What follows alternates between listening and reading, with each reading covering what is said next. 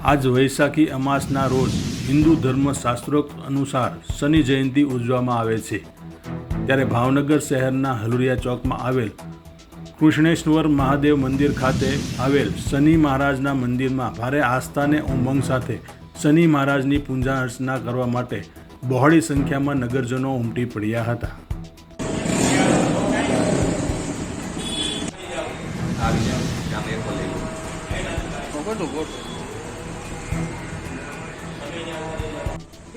हाँ તમે આટો જો ભાઈ